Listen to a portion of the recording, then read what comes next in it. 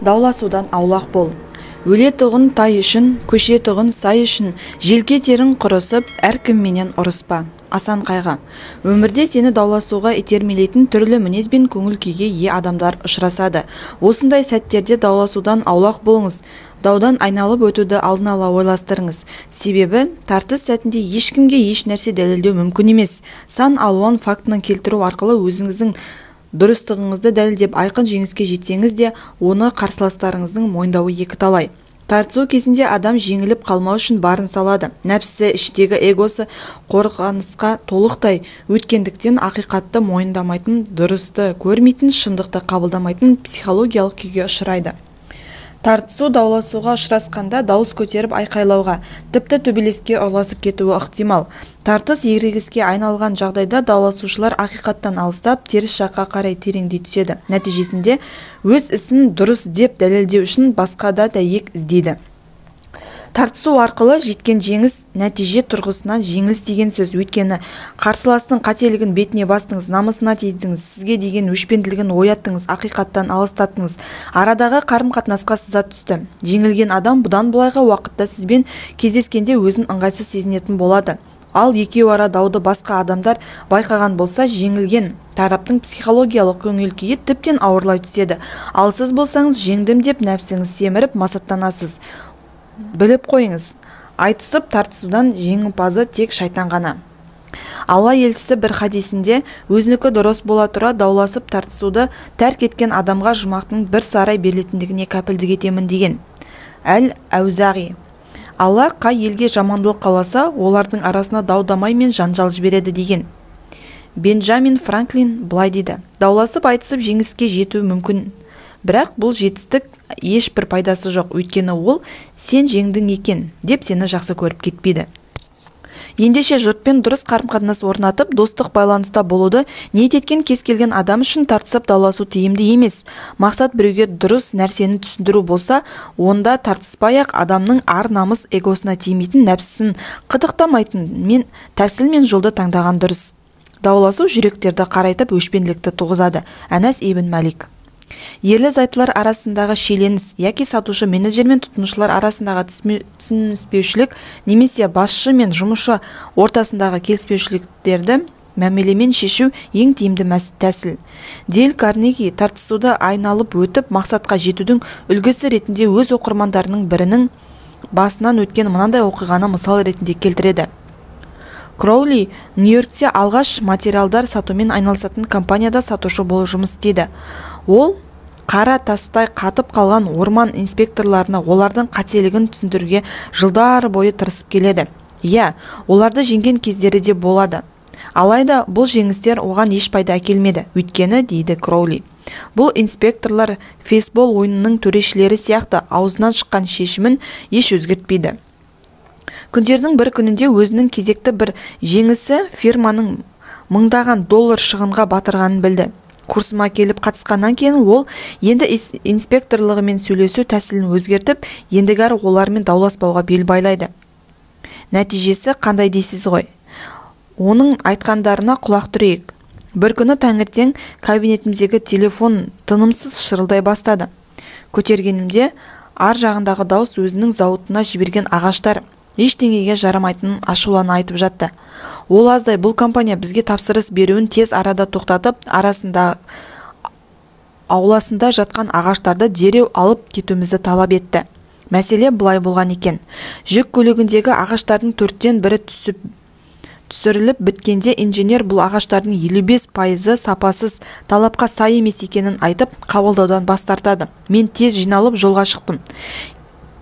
Келе жатып мәселені қалай шешсем екен деген ойда болдым.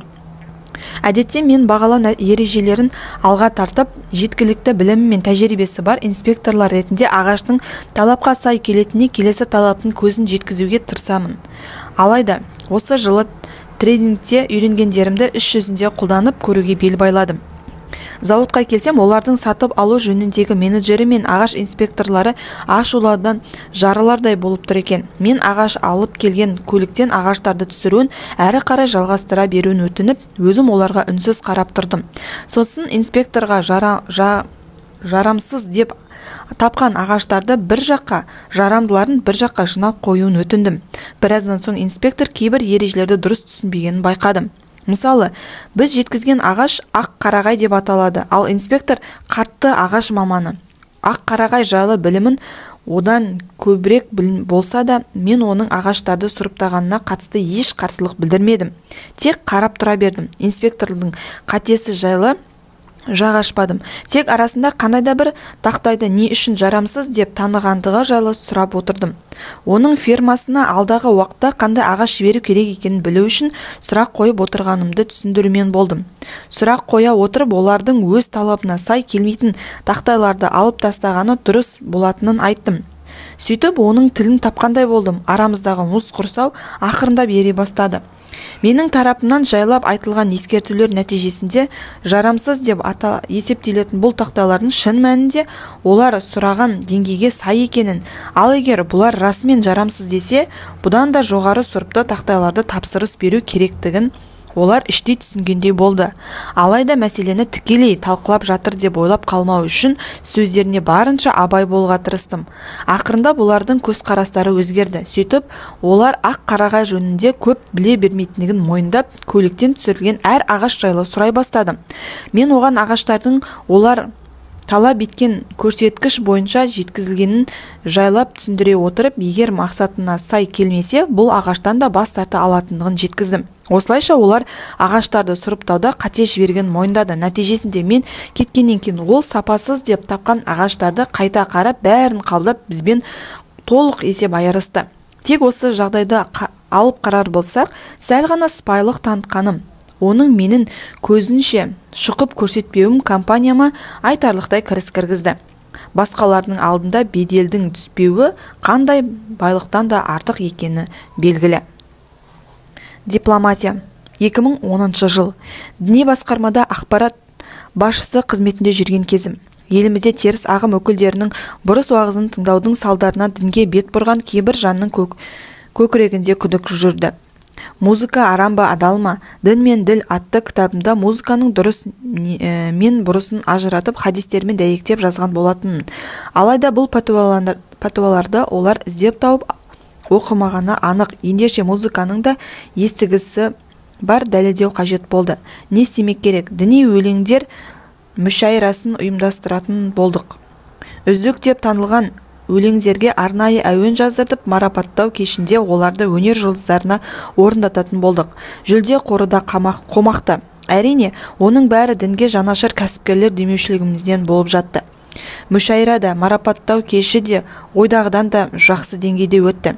Қоржынға түскен үздік өлеңдерді жинақтап, Аллаға мадақ деген атпен арнайы жинақ етіп шығардық. Елімізде тұңғыш рет өткізілген осынау мүшәйрадан есімінде мына бір оқиға қалып қойды. Мүшәйра аяқталуға таяп қалған болатын. Өлменің есігін жұлқып ашып танымал ақын ағамыз ішке енді де: "Қайрат деген сен бе?" "Иә" деймін, еш нәрсе түсінбеген қалпы. "Менің өлеңімде әкеңнің құны бар ма? Неге өлеңімді қазылар алқасына өткізбей тастадың?" "Аға, мүшәйраны ұйымдастырып отырған діни басқарма болғандықтан өлең мазмұны шариғатқа томпақ келмеуі керек. Жұрт түсінбей қалады да ақырында бізге ренжиді. Қане шариғатқа теріс келетіндей мен не жазыппын, қай жері?" "Аға, мына жолдарыңызға қараңызшы, Құдайдан басқа тәңір жоқ. Болса енесін ұрайын." "Айналайын-ау, мұның қай жері шариғатқа қайшы, а? Бұл деген тұнып тұрған поэзия ғой. Маған дереу Әбсаттар қажының телефонын бер", дейді реніші басыла қоймаған ақын ағамыз күркіреп. Не керек, әлгі кісі емханаға жатқан Әбсаттар қажының палатасынан бірақ шығады. Іле-шала Әбсаттар қажы маған телефон шалып, істің мән-жайын білгеннен кейін мұның шыңсыз айқай-шусыз басқаша шешу керек деді. Бұл кісі қалай шешер екен дедім де қойдым. Сөйтсем Әбсаттар қажы әлгі ақын кісіні арнайы шақырып алып: "Пәленшеке, сіз елге танымал, мүйізіңіз қарағайдай, атағыңыздан ат үркіріп мықты ақынсыз. Ал мына мүшәйра енді қалыптасып келе жатқан жас ақындарға арналған. Сіз сонда бала-шағаның қатарына қосылып бас бәйгені жеңіп алдым десеңіз жұрт күлмей ме? Сізге мүшәйраның марапаттау кешінде төрде сыйлы қонақ болып отырғаныңыз жарасады емес пе? Депті. Әлгі ақын ағамыз да бірден уәжге тоқтап, ертесі өзінің том өлеңдер жинағын Әбсаттар қажыға тарту етеді. Міне осылайша Әбсаттар қажы ашулы ақынның өкпе ренішін сыйластыққа айналдырып жіберді. Даудың алдын алып, мәселені майдан қыл суырғандай мәмілегерлікпен жолмен шешті. Бұл маған өмірлік сабақ болды. Даудың алдын алу үшін жіберген қателігіңді мойындай біл. Дауды болдырмау үшін көрпені өзіңе тарта білмей, басты мақсатыңыз орындалса, қалғаннан бас тартуға, ымыраға келуге дайын бол. Сұхбаттасу сыры. Әрбір маңызды кездесуге алдын ала дайындалудың пайдасы зор. Кездесетін орынның атмосферасы да қолайлы болған дұрыс. Барынша тыныш жерді таңдаңыз. Ең бастысы, сұхбаттарыңызға ұнайтын, қызығушылығы басым тақырыпты әңгімеге арқау етіңіз. Ол үшін кездесетін адамыңызды алдын ала зерттеп, оның қызығушылығынан біліп алыңыз. Бұл жағдай кездесудің маңызды әрі тәртіпті сұхбаттарыңыз толық ашылуына себеп болумен қатар, сіздің бұрыннан танитындай күйге бөленеді. Лезде достық қарым-қатынас орнайды. Нәтижесінде мәселенің тиімді шешілуіне септігі тиеді. Дейл Карнегидің «Дос табу және адамдарға ықпал ету өнері» атты кітабының үзінді келтірейін. Нью-Йорк газетінен ерекше қабілет пен тәжірибесі бар адамдарды жұмысқа алатыны туралы хабарлануды көрген Чарльз Кубелис түйіндемесін жібереді. Бірнеше күннен кейін оны сұхбатқа шақырады. Сұхбат кезінде ол: сіздер сияқты белгілі компанияда жұмыс істеу мен үшін зор бақыт. 28 жыл бұрын осы кәсіпті бастағанда бір кабинет пен бір стенографтан басқа ештеңе болмаған екен. Осы рас па деп сұрайды. Кез келген адам, әсіресе біраз жетістікке жеткен болса, өзінің бизнесті қалай бастап, қандай қиыншылықтарды бастан өткендігін айтып бергенді жақсы көреді. Бұл адам да сондайлардың бірі еді. Ол өзінің қалтасында бар жоғы $450 бизнеске қалай келгендігін, оған қандай ой түрткі болғанын, кейде қолды біл сілтеп кетіп қалғысы келетінін, қатты қиналатынын айтады. Күндіз күлкі, түнде ұйқы көрмей, күніне 12 сағат жұмыс істегенін, ақырында барлық қиындықты жеңгені. Қазір сол Уолл-стриттегі мықтылардың өзі келіп ақыл сұрайтын маңызды тұлғаға айналғанын ұзақ әңгімелеп береді. Мұндай жетістікке жеткен үшін өзіне разы еді ол. Онысы да жөн. Өз жеңісі жайлы қанша айтса да еш сөкеттігі жоқ. Әңгімесін аяқтаған соң ол вице-президентінің бірін шақырып, бұл адамды жұмысқа алыңдар деп бұйырады. Кубелис мырза болашақ жұмыс берушінің жеткен жетістігі жайлы білгісі келді. Осылайша ол өзі сөйлесіп отырған адамның жан дүниесі мен оның проблемаларына үңіліп көрді. Сондықтан сұхбаттасының кейбір сөйлеуіне мүмкіндік беріп, өзі туралы жақсы пікір қалыптастырды. Мысырда соңғы курсты аяқтауға бірнеше ай қалған болатын. Бас мүфти болып саналғанына бірнеше ай болған Әбсаттар қажы Дербісәлі сапарлап Каир қаласына келді. Мен Хазіретпен арнайы жолықтым. Әңгімеміз татуласудан және бірнеше минуттық жөн сұрасқан қысқа сұхбаттан әрі аспады.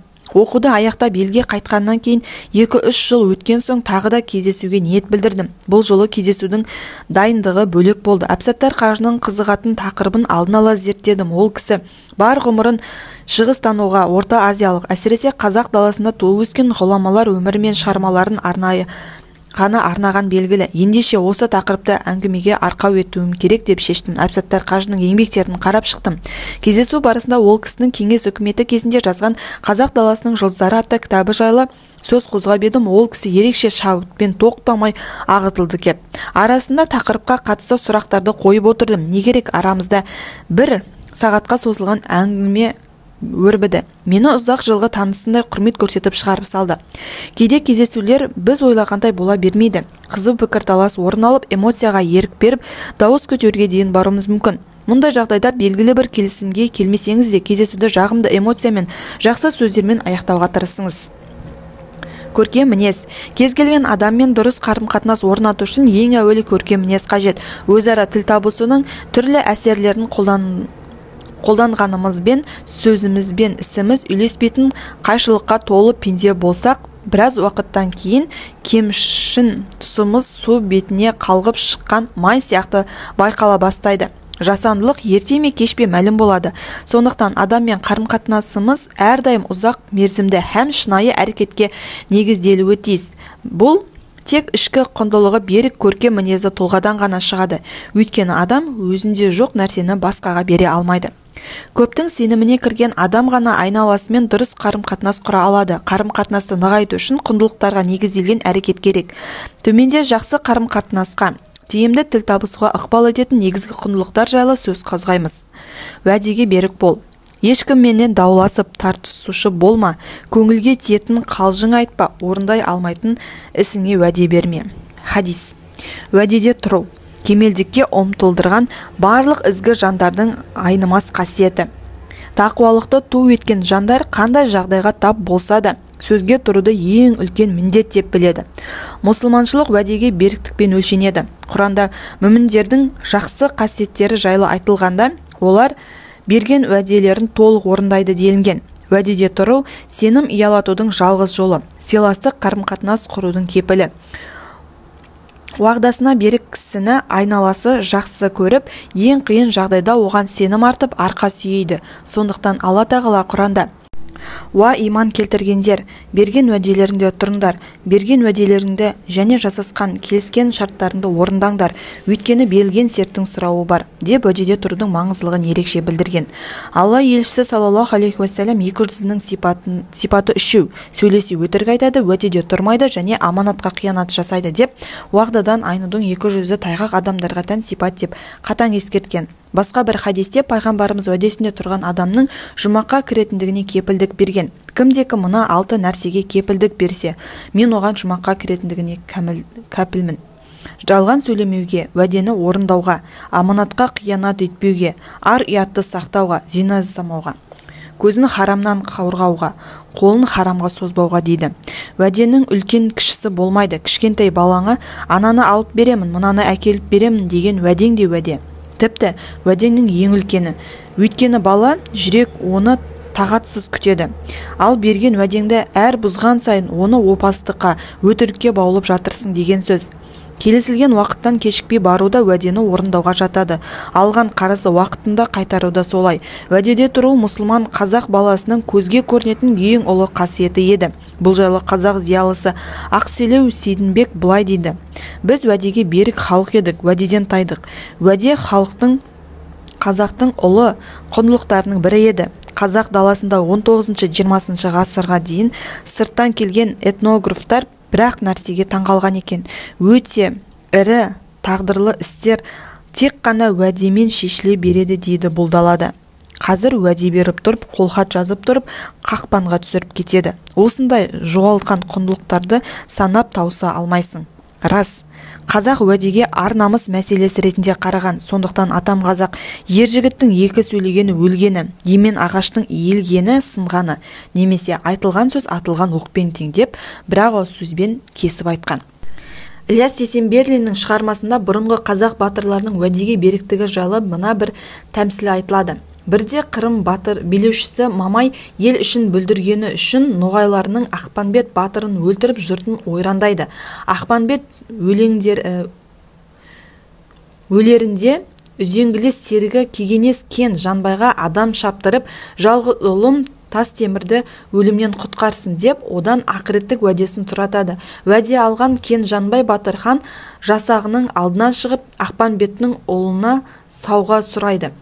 Мамайдың қаһарынан қорыққан жасақ басшысы көнбейді. Ақыреттік уәдесін орындау үшін кен Жанбай егіз ұлының сыңары 3 жасар жан ұзақты досының ұлының орнына өлімге беріп, тас темірді құтқарып уәдесін орындапты. Енді мына бір ғибраты мол оқиғаға назар салайық. Өте ертеде қолы қарулы бір жігіт байқаусызда адам өлтіріп қояды.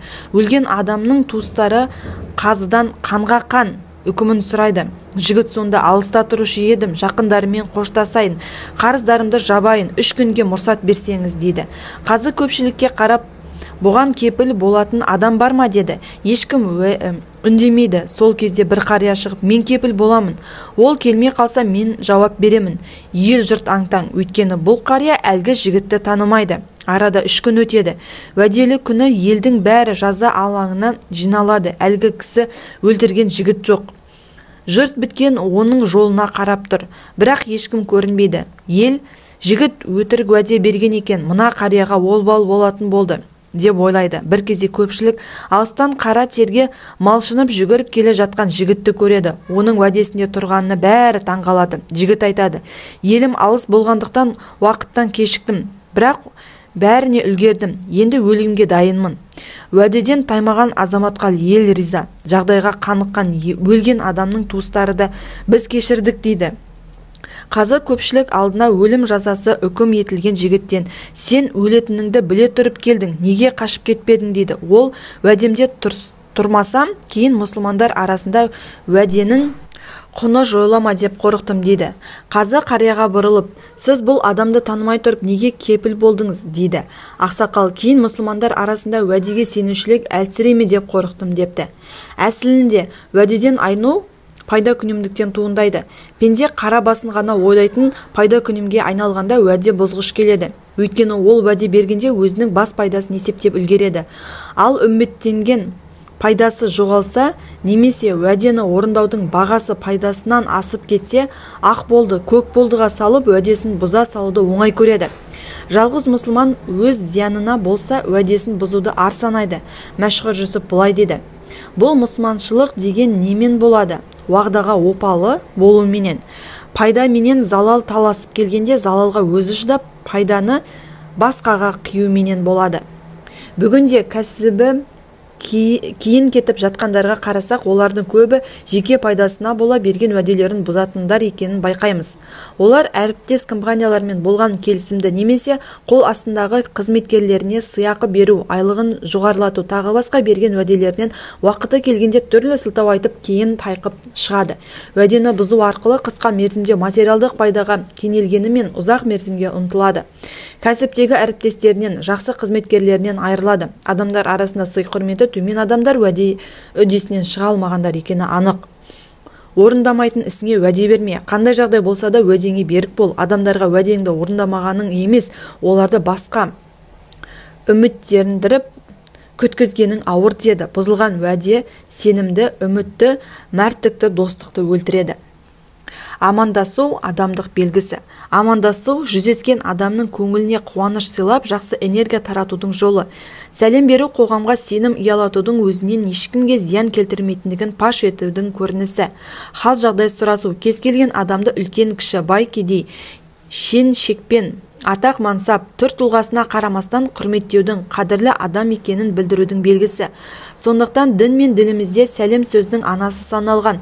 Бауыржан Момышұлы сәлем турасында былай деді: сәлем беру ізеттіліктің, кісіліктің баспалдағы. Сәлем беру сөз бастаудың беташары. Сәлем беру танысып білісу, достасудың дәнекері. Пайғамбарымыз Мәдина қаласына алғаш келгенде бұрын жүздеспеген кісілердің бәрі Алла елшісін көру үшін жан-жақтан ағылып жатты. Мәдиналық яһуди ғұламасы Абдуллах ибн Сәлям да алып ұшып пайғамбардың жанына жетті. Пайғамбарымыздың тұла бойынан көне кітаптарда айтылған ақиқи пайғамбар нышандарын байқаған ол: мына жүзде дейді жалғандық жоқ деп иман келтіріп мұсылмандықты қабылдайды. Кейіннен Абдуллах ибн Сәлям Мұхаммед саллаллаху алейхи уассалам пайғамбардың Мәдина халқына айтқан алғашқы өсиетін жеткізді. Пайғамбарымыз былай деген еді: уа халайық, араларында сәлем беріп амандасуды әдетке айналдырыңдар, бір-бірлеріңе шексіз ішкізіп жегізіңдер, туысқанды қарым-қатынасты мығым ұстаңдар. Адамдар шырт ұйқыда жатқанда өздерің намаз оқып құлшылық жасаңдар, сонда жұмаққа емін-еркін кіретін боласыңдар.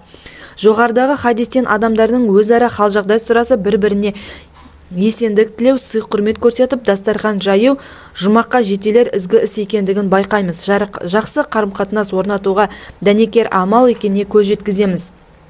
Бүгінде адамдар арасында сәлем беріп хал жағдай сұрасу құндылығы жоғалғандықтан, көрші тұрса да адамдар бірін-бірі танымайтын болды.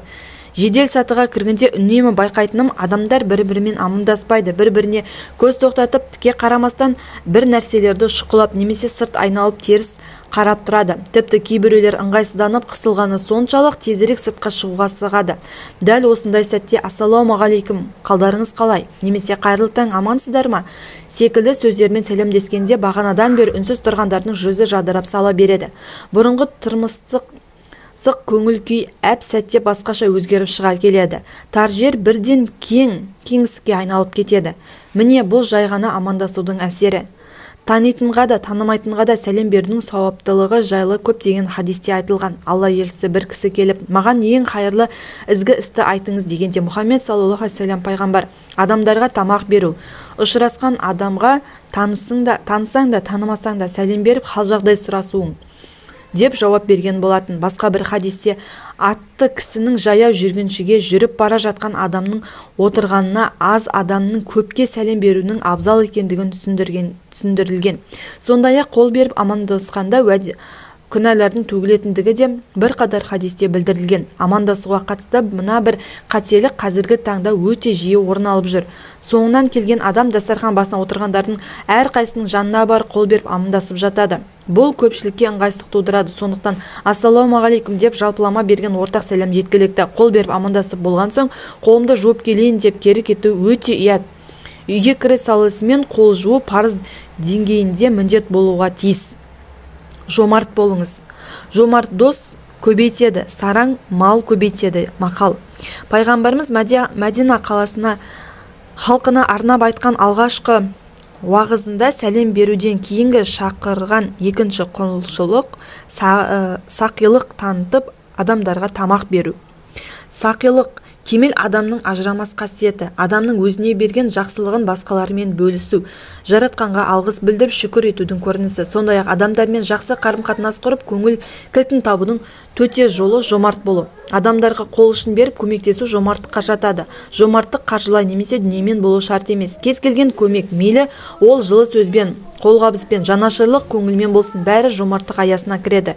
Жомарттық қызғаныш отын өшіреді, өшпенділік пен дұшпандықтың алдын алады. Жомарт жанды жұрт та құрмет тұтып жақсы көре бастайды. Қажет кезде оған айналасы көмек қолын созуға, қорғап қалуға дайын тұрады. Бір хадисте жомарт адам Аллаға да, адамдарға да, жұмаққа да жақын. Ал сараң адам Алладан да алыс, адамнан да алыс, керісінше тозаққа жақын делінген. Жұмыстағы әріптестерінің үлгермей жатқан ісін жәрдем беріп жіберуді жомарттыққа жатады. Адам баласы қиналып тұрған сәтте өзгенің жасаған көмегін ешқашан ұмытпайды. Келесі жолы ол да саған немесе басқа бір мұқтаж адамға қол ұшын беруге тартынып қалмайды. Осылайша өзара жәрдемдесудің арқасында қоғамда бауырмалдық салтанат құрып, мейірім мен сыйластық орнығады. Құранда жақсылық пен тақуалықта бір-біріңе жәрдем беріңдер деген. Жомарттық мәрт адамның бойында болуға тиіс құнды қасиет. Жұрттың жүрек кілтін тауып, айналасымен жақсы қарым-қатынаста болғысы келетін кез келген кісі сақи мінезді болуға тиіс. Қазақ мұны бір ауыз сөзбен ағайынға жақын келсе қазанды бол, Аллаға жақын келгің келсе азанды бол деп түйіндеген. Мәшһүр Жүсіп бұл жайында ойласаң боламын деп халқыңа бас, қарасын аузыма деп кәрімен жас. Қойың сой, қымыз сыпыр, қайнат шайды, жайдағы дастарханды, қазаныңды ас. Жиылар маса шыбын, бал мен қантқа, ас тамақ болады арқау азаматқа. Дастархан мен қазанға мырза болсаң, тегіз жақсы сен боласың жуық жатқа. Қадірлі болам десең қарындасқа, дуа жоқ, бас айналар мұнан басқа. Кейбір батыс психологтер мен коучтері белгілі бір адамнан керегіңді алу, тіпті өзін саған көмек беруге міндетті сезіну үшін оған алдын ала жәрдем беріп көмектесу қажет, немесе пайымды ұсынып жатады. Меніңше мұндай бақа есепке құрылған көмек жомарттыққа жатпайды. Ерте ме кеш пе өзінің кері әсерін беретін болады. Кез келген жәрдем жасалған жомарттық ешбір қайтарым күтпестен тек Алла разылығы үшін жасалуы тиіс. Лұқман Хәкімнің екі нәрсені ұмыт, біреудің саған жасалған жамандығын, ал өзіңнің өзгеге жасаған жақсылығыңды деуінің астарында осындай биік өре жатыр. Құранда бұл жақсылығымыз үшін сендерден ешқандай қарымда алғыста күтпейміз делінеді. Жетістікке жетуге кедергі болатын екі тартпа мінезінің бірі сараңдық. Қол астындағы қызметкерлермен кәсібінің өркендеуіне үлес қосқан жаддармен табысын бөлісіп алмаған кәсіпкер түбі дағдарысқа ұшырары анық. Сараңдықтың салдары кәсібі кері кеткен мұндай таныстарым жетіп артылады. Сондықтан әрдайым кәсібіңнің өркендеуіне үлес қосып, табысқа кенелуіне септігі тиген кез келген адамның еңбегін бағала. Оларға жомарттық танытып, табысыңды бөлісе біл. Сонда кәсібіңде өркендеп, ортаңда көбейе түседі. Мәшһүр Жүсіп бұл жайында: аймағым көп болсын деп талап етсең, ренжітпе қол астыңда қарағанды, дейді. Кез келген бағаланбаған еңбек реніш тудырады, ал реніш болған жерде қарым-қатынасқа сыза түсіп, іс алға жылжымайды. Тіпті күндердің күні олардың саған дайын бәсекелес болып шыға келетіндігін әсте ұмытпа. Қазақтың кең болсаң, кем болмайсың деген мәтелін әрдайым есте ұстаған абзал. Тозаққа лайықты іс. Бір күні аты әйгілі әулие кісі барынша жұпыны киініп ауылды аралайды. Дүниесінің көптігімен аты шыққан бір байдың есігін қағып, Алла разылығы үшін бір үзім нан берсеңіз деп қайыр тілейді. Әлгі бай: саған бір үзім емес, бір түйір нан да бермеймін. Сен секілді жарларды бағу үшін еңбектеніп тер төккенім жоқ, деп ұрсып есігінен қуып жібереді.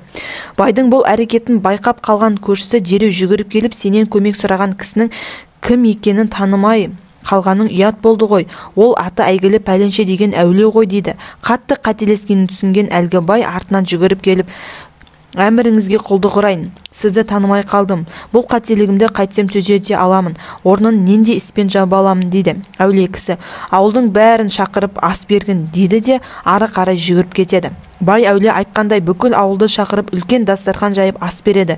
Жұрт дән риза. Сен ең жомарт жансың, сен нағыз халқын ойлайтын кең жүрек ізгі адамсың, сен Алла разылығынан үміт еткен нағыз ақуасың, секілді сөздермен мақтап жатады. Сөз алған әулие: сендер мақтап жатқан бұл кісі ондай көл көсір дастархан жайып сіздерге ас беру арқылы тозаққа лайық іс жасады, дейді. Жұрт аң-таң. Сәл кідірген әулие сөзді бұлай жалғастырады: Алла разылығы үшін бір үзім нан сұрап едім. Сен секілді жарларды бағу үшін еңбектеніп тер төккенім жоқ, деп қуып жіберді. Кейіннен менің атағым үшін осындай етіп дастархан жайды. Сонда менің абырой даңқымды Алланың разылығынан жоғары қойған бұл адамның ісі тозаққа лайық болмай ма, деп бәрінің есінде қалар ғибраттық сөз айтыпты. Үш түрлі адам. Алла тағала үш түрлі адамды жақсы көреді, ал бұлардың басқа тағы үш түрлі адамды да одан да жақсы көреді. Біріншісі, Алла тағала дәулеті мол, жомарт жанды жақсы көреді. Сөйте тұра өзі кедей, бірақ жомарттық танытқан пендесін одан да жақсы көреді. Екіншісі, Алла тағала құлшылыққа берілген қарияны жақсы көреді, ал құлшылыққа берілген тақуа жасты одан да жақсы көреді. Үшіншісі, Алла тағала кішіпейіл кедейді жақсы көреді, ал кішіпейіл бай адамды одан да жақсы көреді. Алла тағала үш түрлі адамды жек көреді, ал бұлардың басқа тағы үш түрлі адамды одан қатты жек көреді. Біріншісі, тәккаппар байды жек көреді, ал кедей бола тұра кербездікке ұрынған адамды одан да қатты жек көреді. Екіншісі, Алла тағала сараң кедейді ұнатпайды, ал бай бола тұра сараңдылық танытқан адамды одан да қатты жек көреді. Үшіншісі, Алла тағала күнәһар жасты жек көреді, ал күнәдан арылмаған қарияны одан да қатты жек көреді. Туысқандық қарым-қатынас. Пайғамбарымыз хадистері арқылы Мәдина халқын туысқандық қарым-қатынаста мығым ұстауға шақырған. Туысқандық қарым-қатынас ағайындершілік байланыс қоғамды тұтастай бақытты ететін тамаша құндылық. Әр адам өз басына бақыт іздеп қайғысымен жападан жалғыз қалған қоғамда күйзеліс те тарыға да көп болады. Құран мен хадисте туысқандық қарым-қатынастың маңыздылығы өте көп айтылған, әрі мол сауаптылығы білдірілген. Біз бала күнімізде үлкендердің осынау жақсы әдетті, ғибратты көріп өстік. Қуанышты бөлісудің нәтижесінде әр ағайын жақсы эмоциядан қуат алса, қиындылықта бір-біріне медел болудың арқасында жабырқау көңіл күйін тарыққан жан болмайтын. Бірде шетелдік танысым бұлай деген еді: қазақтың ерекшелігі олар қазіргі сәтпен өмір сүреді екен. Ертеңіне алаңдамағандықтан стресске көп түспейтін сияқты. Ал біздегі психологиялық барлық нәрсенің тізгінін өз бақылауымызда ұстағысы келетіндіктен болашаққа көп алаңдамаймыз, тәуекеліміз тым аз. Мен ойлана келе мынандай тұжырымға тоқтадым. Бізде туысқандық қарым-қатынас мықты, қиын жағдайда қорғап қолдайтын ағайын туысқа бейсаналы түрде сенім артқандықтан өзімізді қауіпсіз сезінеміз. Қазақтың бұл әдеті бүгін ғана пайда болған жоқ. Сонау ғасырлар қойнауынан бұзылмай келе жатқандықтан бұл құндылықтың инерциясы қазақ қоғамын әлі де алға сүйреп келе жатыр. Аталарымыздан бізге жеткен ағайынның азары болса да безері болмайды. Алтау ала болса ауыздағы кетеді, төртеу түгел болса төбедегі келеді деген сияқты мақал мәтелдері текке айтылмаған. Бұл ұғымның арғы жағында ағайынмен бірге бол, көппен көрген ұлы той деген түсініктер жатыр. Сондай-ақ бұрынғы қазақтың ағайын тату болса ат көп, абысын тату болса ас көп дейтін мақалының өзі қауымды береке бірлікке шақырып тұрған жоқ па? Қысқасы, ағайын дегеніміз Тәңірдің бұйрығы. Оны сен таңдай алмайсың, тағдыр жолықтырады. Демек, ағайын сенің сынағың. Жаман болса төзесің, жақсы болса озасың. Сондықтан Алла тағала ағайынға қарайласуды, көмектесуді, оған жақсылыққа шақыруды өз құлдарына текке міндет еткен жоқ. Аптада бір күнді туысқанды қарым-қатынасқа арнап, жеке жоспарға кіргізген тиімді. Өз тәжірибемде әр сенбі немесе жексенбі бір туысқанға қонаққа барамын, яки үйме шақырамын, немесе арнайы бір жерге кездесемін. Алғыс айтуды әдетке айналдыр. Адамдардың ішкі қызушылығы мен ынтасын ояту үшін атқарған жұмысын бағалап, еңбегіне рахмет айтудың орны ерекше. Әрине, рухани кемелденген жандар бір жаратушының ризашылығы мен сауабын ғана күтеді. Алайда кез келген адам өзі еңбектеніп жасаған ісінің бағаланғанын қалайды. Көпшіліктің алдына шығып сөз сөйлеп жүрген адамдар жиылған жұрт айтылған әңгімеге құлақ теріп назар аудармаса, қол соғып қошемет көрсетпесе, жағымсыз көңіл күй тудыратынын жақсы біледі. Ендеше адамдардың кішігірім болсын жетістігін бағалай біліңіз. Көшеде мейлі, жұмыс орнында яки отбасында қандай да бір ізгі іс байқасаңыз, алғыс айтуды ұмытпаңыз. Әйеліңіздің жасаған тамағы үшін міндетті түрде алғыс айта білдіріңіз. Кез келген адамның жасаған жұмысын бағалап, еңбегіне алғыс білдіру бұл ең әуелі адами борышымыз. Хадисте адамдарға алғыс айтпаған кісі Аллаға да алғыс айтпайды делінген. Өйткені айналасындағы адамдардың жасаған жақсылығы мен қызметін көре алмаған адам Алланың берген сансыз нығметтерін де көре алмайды. Сахнаға шығып өнер көрсеткен әнші, әртіске қол соғып, орнымыздан тұрып қошемет көрсеткеніміздей дүкендегі сатушыға да, еден жуушы мен көше сыпырушының да қызметін бағалап, еңбегіне ризашылығымызды білдіруіміз қажет. Бұл оларға керемет көңіл күй сыйлаумен қатар ерекше шабыт береді. Араларымызда сыйластыққа толы қарым-қатынас орнайтыны сөзсіз. Байбала ақсақал. Ауылымызда Байбала есімді аса тақуа ақсақал болды. Дін апиын саналған сонау кеңес кезеңінің өзінде бұл кісі 5 уақыт намазын біреуінде қаза қылмайтын, шілденің шіліңгір ыстығында оразасын толық ұстайтын ақсақалды көзі көрген жұрттың айтуынша қарағанда, ол кісі атпен жарты күндік қашықтықтарға жерге барып жұма намазын оқып қайтады екен. Таң намазынан кейін жолға шығып, кеш ауа кейін әрең жететін көрінеді. Ақсақал қайтыс болғаннан кейін арада ондаған жылдар өтті. Кеңес үкіметі де күл талқан болды. Халық әлі жаңа өмірге бейімделе алмай жатқан аласапыран заман. Әлгі ақсақалдың Қызыр есімді оқығаны көп.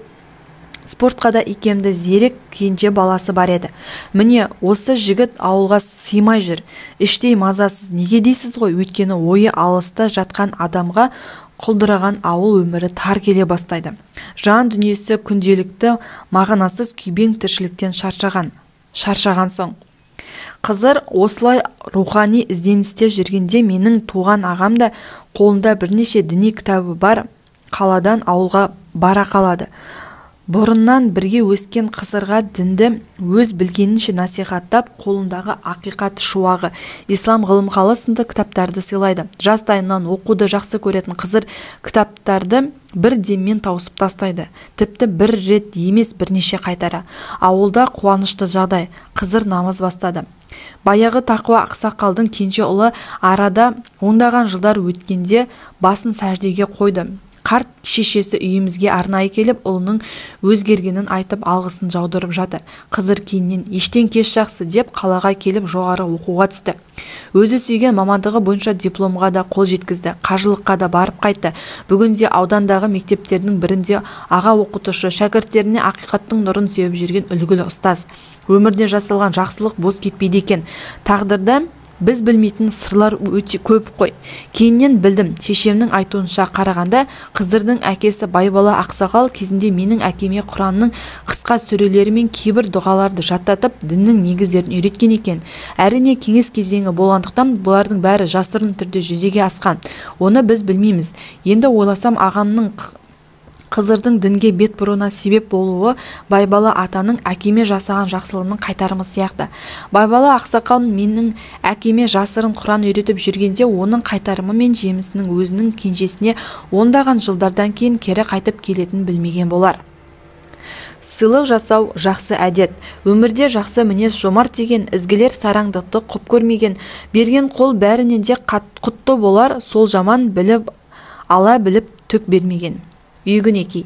Кез келген адам қоғам ішінде өзгелермен жақсы қарым-қатынаста болуды, адамдардың өзін жақсы көруін қалайды. Ал мұны іске асырудың жолы өзара сыйлық беруді дәстүрге айналдыру. Сыйлық беру сіздің сыйлық алушы адамның құрметтейтініңізді білдіреді. Яғни сіздің алдыңызда оның қадір қасиеті жоғары екенін айғағы. Виктор Франкл адамды өмір сүруге құлшындыру үшін оның қадір қасиетін арттыру қажет дейді. Сыйлық осындай функцияны жүзеге асыратын құрал. Француз әлеуметтанушысы Марсель Мосс сыйлықтың жаны бар депті. Расымен де сыйлық адамның жанын баурап алады. Өйткені кез келген адам үшін өмір құнды. Ал сол өмірге мән кіргізіп шаттық сыйлай білген әрбір жан сол адамның досына, жақсы көретін сүйікті адамына айналады. Алла елшісі саллаллаху алейхи уассалам осы мәселені үмметіне өсиет еткен бір хадисінде бір-бірлеріңе сыйлық беріңдер, сонда араларындағы бір-бірлеріңе деген сүйіспеншілік артады деген. Жазушы Лев Толстой бір сөзінде адамды бір жасаған жақсылық үшін ғана жақсы көрмейміз, оған көрсеткен өзіміздің жақсылықтарымыз себепті жақсы көреміз дейді. Демек, сыйлық беру сыйлық алушы тараптың ғана емес, сыйлық беруші тарапқа да шаттық сыйлайды. Жоғарыдағы хадистің мәні де осы болса керек. Әсілінде адамның көбі сыйлық алғанда жақсы көреді, бірақ сыйлық беруге келгенде аса құлықты емес. Бұл да парадокс. Себебі сыйлық алуды ұнатып, сыйлық беруді ұнатпау іште жасырын жатқан эгоизм көрінісі. Мына мәселені ескерте кеткен жөн. Өзара сыйлық беруді сыйлықтың құны мен көлемі шарт емес, әркім шамасына қарай сыйлық бергені жөн. Ал сыйлық беруден немесе сыйлық алудан бас тарту психологиялық тілмен айтқанда өзін өзгелермен кем сезіну комплексі. Сонымен қатар сыйлық сыйлаушы адам өзі де мұқтаж жан болуы мүмкін. Кейбір адам осының ескертіп, оның сыйлығын алмай кері қайтарады. Бұл әрине бір қарағанда жақсы амал болып көрінгенмен дұрыс емес. Өйткені мұндай әрекет әлгі адамның көңілін қалдыруы хақ. Сол себепті ондай адамның сыйлығын қабыл алып, оған артық сыйлық берген жөн.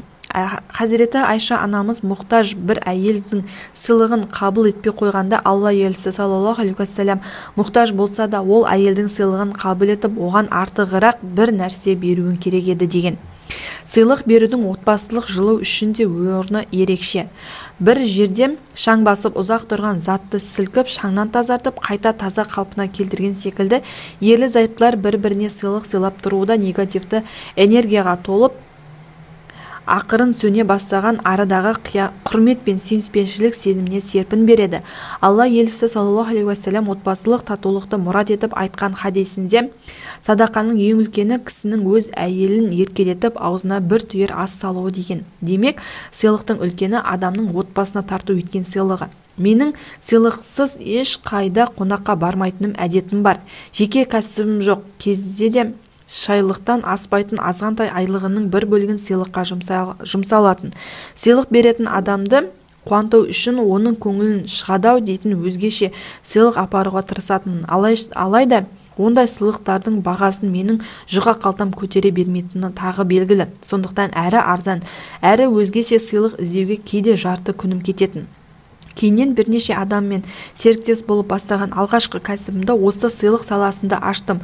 Бұл саладағы кәсіптің табысын айтқанда, менің сыйлық іздеуге кететін қаражаты мен уақытымды үнемдеуге жақсы ықпал болды.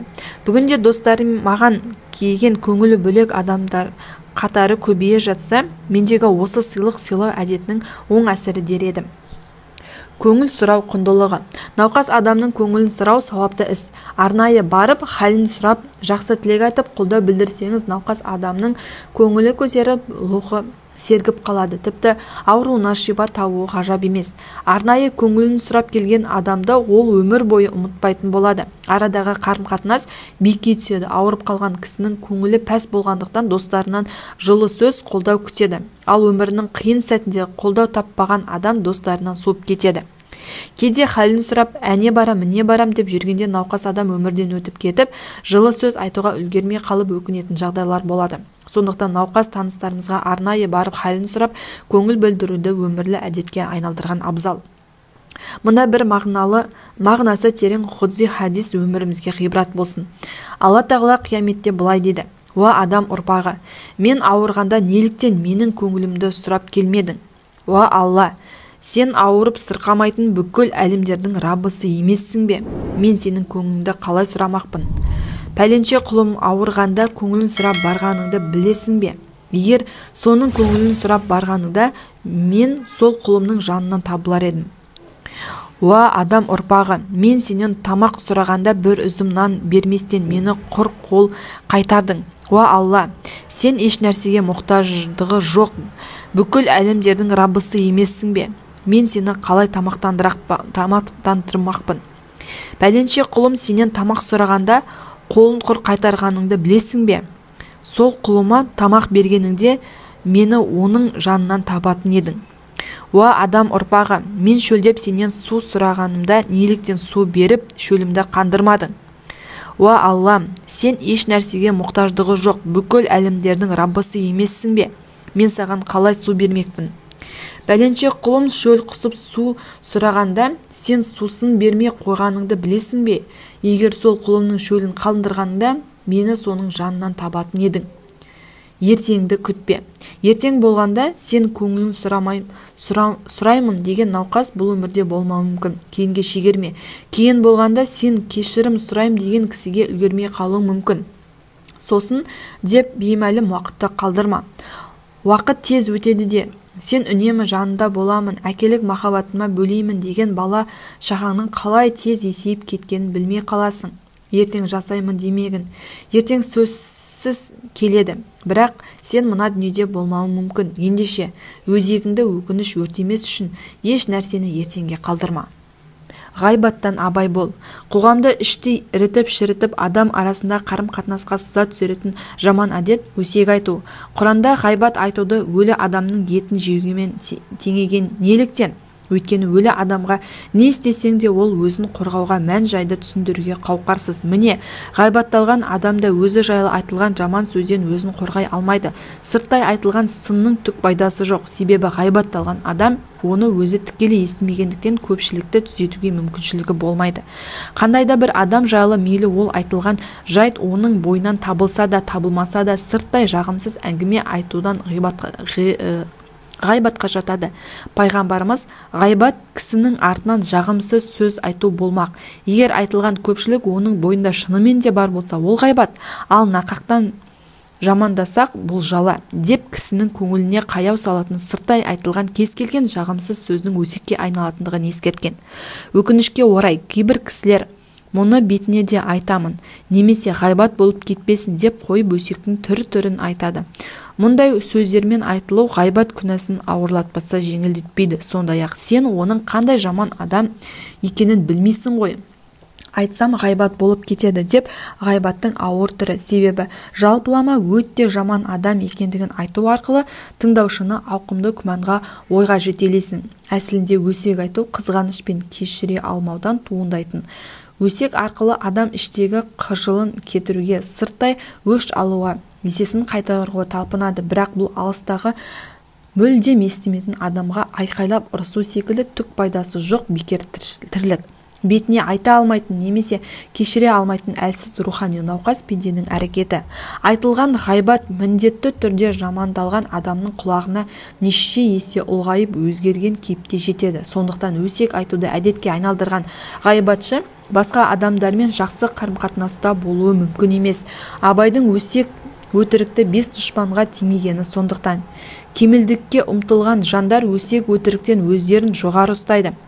Пәс пенденің деңгейіне түспейді. Олар өсек айту бұлай тұрсын, әлде біреулердің сырттай басқаны жамандап ғайбаттаған сөздерін де тыңдай алмайды. Оларды тыйып тастайды, немесе ғайбат айналдырған ортадан кетуге асығады. Саған біреу жайлы ғайбат айтып отырған кісінің сені де басқа біреулерге жамандайтынын әсте ұмытпа. Жамандыққа жақсылық. Жақсылыққа жақсылық әр адамның ісі, жамандыққа жақсылық ер адамның ісі мақал. Кемшіліксіз адам жоқ. Пенде болғансың, бірде артық, бірде кем кетеді. Енді бірде әлсіз мінезі сырт беріп, қателікке ұрынады. Тағы бір ретте сабырсыздыққа салынып, айналасын ренжітіп жатады. Кейде көрінуге тиіс биіктен көріне алмай әлсіздік танытады. Кемелдікке ұмтылған жандар қателескен адамға әрдайым кішілік танытып, жамандығына жақсылықпен жауап береді. Күннің шуағы суық мұзды еріткені тәрізді, ізгілік те жамандықты жояды, көңілдегі кірбіңді кетіреді. Жамандығына жақсылық көрген адам жіберген өз қателігін мойындайды, ар-ожданы оянып, ынсапқа келеді. Ал жамандыққа жамандық көбінесе дұшпандыққа ұласады, көкірекке кек байлайды, ақыл жүректі тұмшалап, қателікті мойындауға мұқсат бермейді. Құранда жақсылық пен жамандық бірдей болмайды. Сен жамандықты қолыңнан келген ең керемет жақсылықпен қайтар. Сонда өзіңе қас дұшпан болған адамның жан досыңа айналғанын көресің. Алайда мұндай кемелдікке сабырлық таныта білгендер мен адами қасиет пен жақсылықтан нәсібі мол болған жандар ғана қол жеткізбек делінген. Мәшһүр Жүсіп жамандыққа жақсылықты мінез еткен кісінің досы көп болатындығын білдірген. Дос жолдас қылам десең қауым көпті, бойыңа үйір қылма өкпе кекті. Жамандыққа жақсылық мінез қылып бола бер, бәріне де ыңғайлы епті. Біреу айғайлап сөйлегенде байсалды мінез танытып, мәдениетті түрде жауап беруде жаманшылыққа жақсылық болмақ. Ашуланып, сізге ұнамайтын сөздер қолдана бастаған кісіге керісінше жақсы сөзіңізді арнап, игі тілек тілесеңіз, көп жағдайда әлгі адамның ашуы басылып, әуелгі райынан қайтады. Есіңде болсын, жамандыққа жақсылық жасағанда бұл ісіңді ешқашан міндетсінбе, әрі қайтарым күтпе, дәмеленуші болма, жаса және ұмыт. Елден мейірім күтсең, әуелі өзің мейірбан бол. Кездескен адамынан күлімсіреген көңіл күй көргің келсе, сен де әрдайым адамдарға жайдарлы жүзіңді сыйла. Жұрттан жылы сөз естігің келсе, сен де оларға жылы сөзіңді аяма. Айналаңмен жақсы қарым-қатынаста болғың келсе, сен де жұртқа жомарт жүрек, мәрт мінез танып. Өйткені адамдардың бізге жасаған қарым-қатынасы біздің оларға көрсеткен мінезіміздің жаңғырығы. Не жасасаң, соның жаңғырығын естуге һәм көруге дайын бол. Саған ұнамаған жаңғырық үшін адамдарды емес, тек өзіңді күнәла.